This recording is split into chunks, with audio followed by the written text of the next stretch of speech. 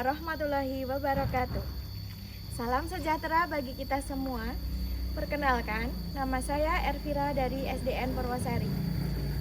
Pada hari ini, saya akan memaparkan beberapa pernyataan terkait dengan pekerjaan yang saya lakukan.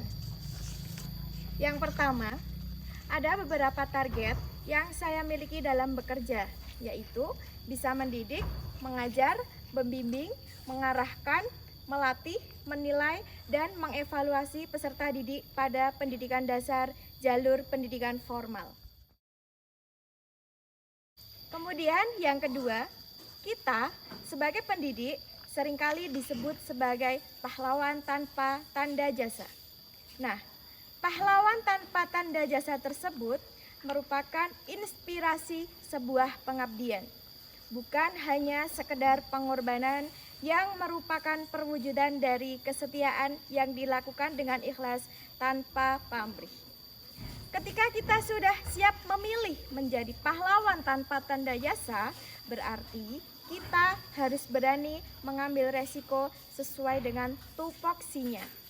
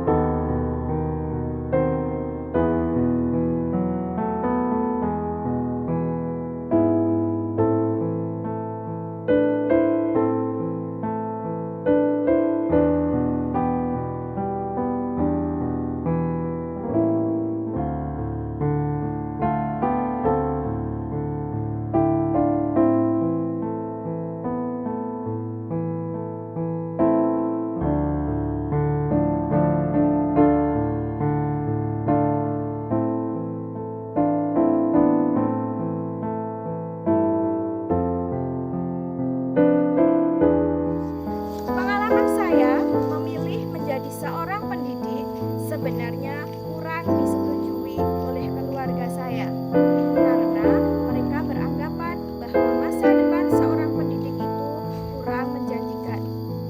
Apalagi keluarga saya mempunyai latar belakang sebagai wirausaha.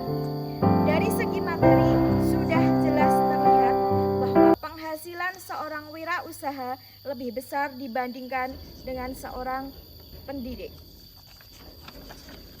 Tetapi dengan niat saya untuk mengabdi menjadi seorang pendidik, saya tetap bekerja keras untuk meyakinkan dan membuktikan bahwa menjadi seorang pendidik itu merupakan tugas yang mulia.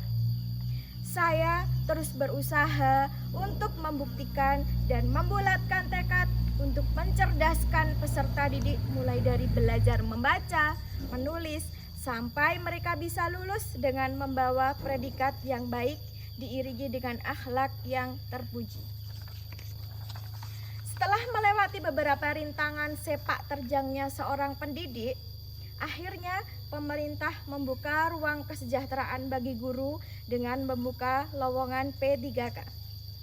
Hal ini membuat semangat saya semakin membara untuk bisa meneruskan tujuan pendidikan, yaitu mencerdaskan peserta didik.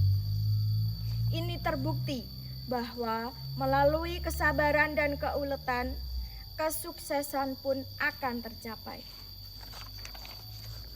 Dengan kita berani mengambil resikonya, maka saya selalu mengevaluasi diri dan mencari solusi terkait pekerjaan.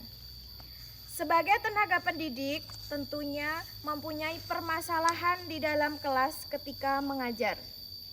Salah satunya, metode yang saya gunakan masih bersifat sederhana. Belum adanya inovasi dalam pembelajaran, sehingga terkadang membuat anak jenuh di dalam kelas.